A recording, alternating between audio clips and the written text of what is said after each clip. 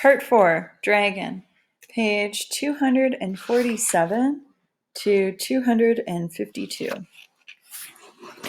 There's no way to tell which version of a lie is the truth. Is the real Sarajevo the one where people were happy, treated each other well, lived without conflict? Or is the real Sarajevo the one he sees today, where people are trying to kill each other, where bullets and bombs fly down the hills and the buildings crumble to the ground? Dragan can only ask the question. He doesn't think there's any way to know for sure. It's past noon. He's been at this intersection for over 2 hours now. It seems like days. Stuck in a sort of no man's land, kept but not kept from going to the bakery, where a small loaf of bread waits for him. He can cross whenever he likes. At no time has anyone come and said, "No, Dragan, you can't cross." It's always been his decision. He knows which lie he will tell himself. The city he lives in is so full of people who will someday go back to treating each other like humans. The war will end, and when it's looked back upon, it will be with regret, not with fond memories of faded glory. In the meantime, he will continue to walk the streets that will not have dead and discarded bodies lying in them. He will behave now as he hopes everyone will someday behave. Because civilization isn't a thing that you build and then there it is, and then you have it forever. It needs to be built constantly, recreated daily. It vanishes far more quickly than he ever would have thought possible, and if he wishes to live, he must do what he can to prevent the world he wants to live in from fading away. As long as there's war, life is a preventative measure. The cameraman has left, gone to a busier intersection. He needs people to take a chance and get shot or shot at, or if that doesn't happen, at least look like they're going to die.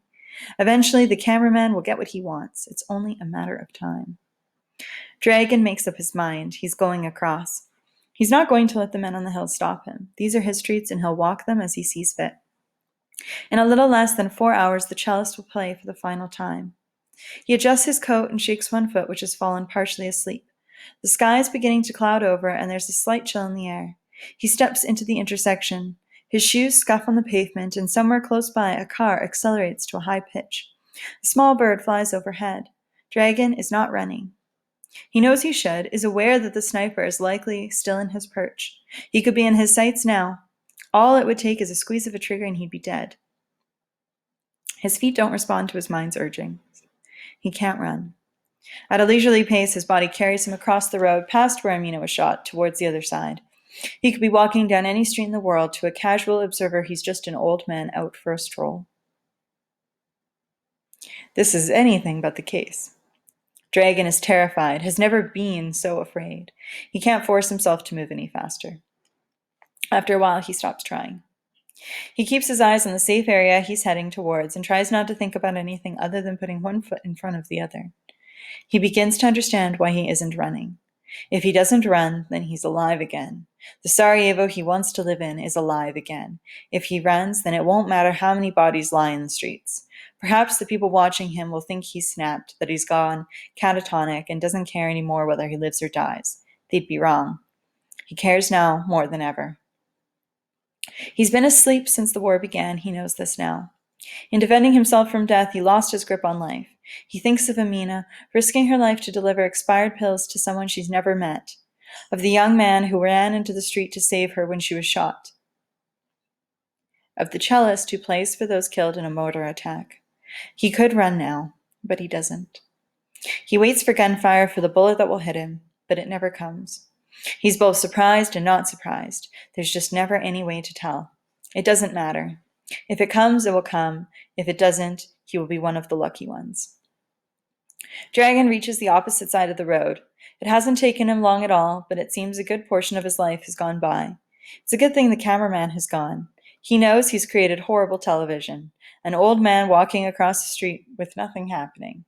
Hardly news. He walks west towards the bakery. He should be there in 10 more minutes. But then his hand feels a small plastic pill bottle and a scrap of paper with an address in his pocket, and he knows he'll be a little late. Still, no more than half an hour. He'll get his bread and then he'll come back this way. Whether the sniper's working or not, on his way home he will make a small detour to the street just south of the market and wait for 4 o'clock so he can tell Amina what happened on the last day the cellist played. Dragan smiles as he passes by an elderly man. The man doesn't meet his gaze, keeps his eyes on the ground. Good afternoon, Dragan says, his voice bright. The man looks up. He seems surprised. Good afternoon, Dragan repeats. The man nods, smiles, and wishes him the same.